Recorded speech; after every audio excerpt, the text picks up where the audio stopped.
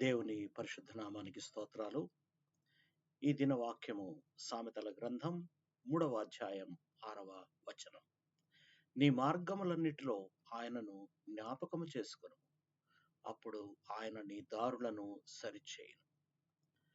ప్రియమైన దేవుని బిడ్డ, మన జీవితంలో ఎన్నో మార్గాలు, ఎన్నో నిర్ణయాలు ఉంటాయి.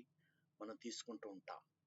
మనం ఏ దారిలో నడవాలి, ఏ నిర్ణయం తీసుకోవాలి అని చాలాసార్లు అయోమయంగా ఉంటాం.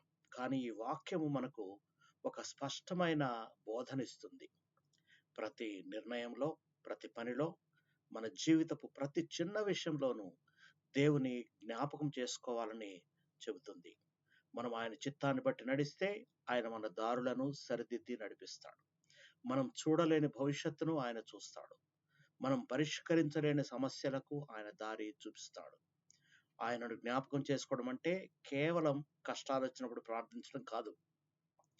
ప్రతిరోజు ఆయన్ను మన నిర్ణయాలలో భాగస్వామిని చేయడం. అప్పుడు ఆయన మన దారులను సరిచేసి విజయంతో, శాంతితో నడిపిస్తాడు. ఉదాహరణకి మనం ఏదైనా కొత్త స్థలానికి వెళ్ళామనుకోండి. ఇప్పుడు మనం అందరం GPS వాడతాం. ఆ GPS లేకపోతే గూగుల్ లొకేషన్ వాడతాం. అది వాడితే కరెక్ట్గా ఆ స్థలానికి వెళ్తాం. కానీ మనకు తెలియకుండా అటు ఇటు తిరిగితే మనము సరైన గమ్యస్థానానికి చేరుకోలేకపోవచ్చు. అలాగే మనము దేవునిని మన దైనందిక జీవితంలో, మన ప్రతి ప్రయాణంలో ఆయన్ని భాగం చేసుకుంటే మన దారి మనకు తప్పకుండా చూపిస్తాడు. మనం సురక్షితంగా గమ్యానికి చేరుకుంటాం. చిన్న ప్రార్థన చేసుకుందాం.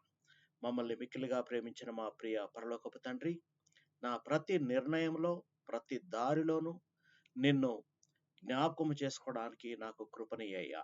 నేను నడవలేని దారిలో నన్ను నడిపించు. నా జీవితపు మార్గములను నీవు సరిచేయము. నీ చిత్తంలో నడవడానికి జ్ఞానాన్ని ప్రసాదించుము. మా ప్రభు రక్షకుడైన యేసు క్రీస్తు పరిశుద్ధ నామములో ప్రార్థిస్తున్నాము తండ్రి. ఆమేన్.